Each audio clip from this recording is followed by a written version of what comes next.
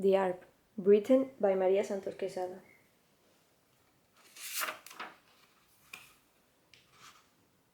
Many weekends I used to visit my grandparents' village, since they told me many stories there, especially my grandmother at night. It was a pretty small town about 20 minutes from my house. Many times we would gather there as a family to eat, and without a doubt I will remember it as one of the best moments of my life. It was a Saturday night just before going to bed when my grandmother, like every night that I slept there, told me a little story which I really liked.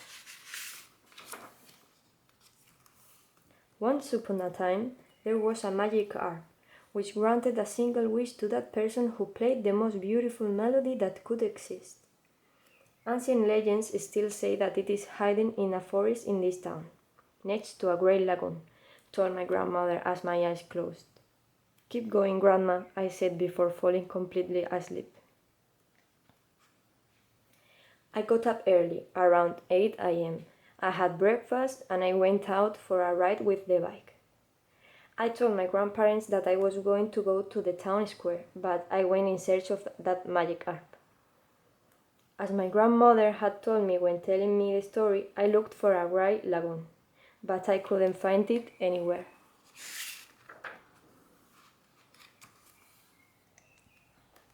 Then I returned home to eat because I was very hungry. Where have you been? You have been so long outside, asked my grandfather. I have been looking for the harp in the forest, I answered. My grandparents scolded me for lying to them, and I stayed in my room all afternoon. However, the next day, my grandmother told me that she would let me go to search for the harp again, but I should be at home before lunchtime. The following day, I got up earlier than other days. I spent an hour walking among trees, rocks, insects, flowers, when suddenly, in the distance, I saw a large tree that seems to have musical notes. I got closer, and sure enough, it was a musical tree. I went around the tree and I found the great lagoon that I was looking for. So it was true, I thought. It was really true.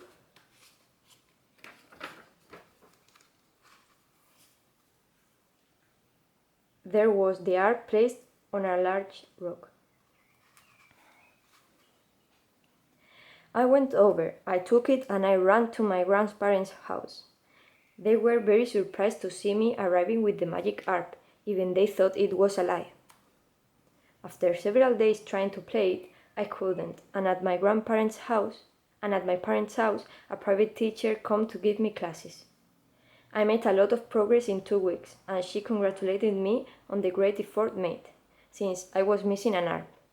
Didn't I tell you before? Yes, I was born without my left arm.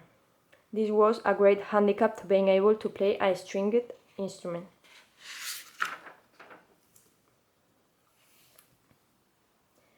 I had been playing the harp for a long time, but one Saturday morning I got the news that my grandmother had died. From that moment on, everything changed, since she was very important to me, as she was the person who helped me the most, both in studies and personally. Also, I stopped playing the harp because playing it reminded me of her.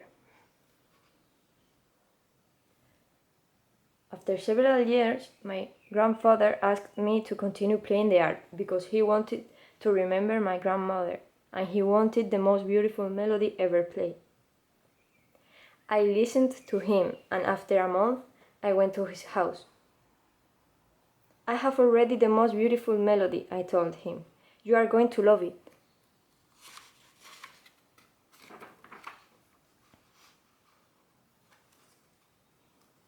I started to play, and my grandfather had tears in his eyes.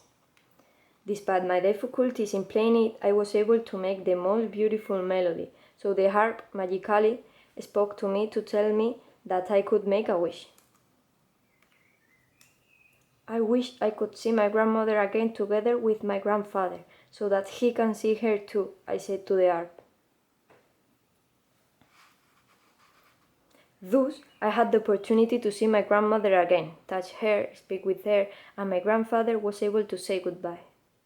Without a doubt, it was the best wish I could have ever chosen.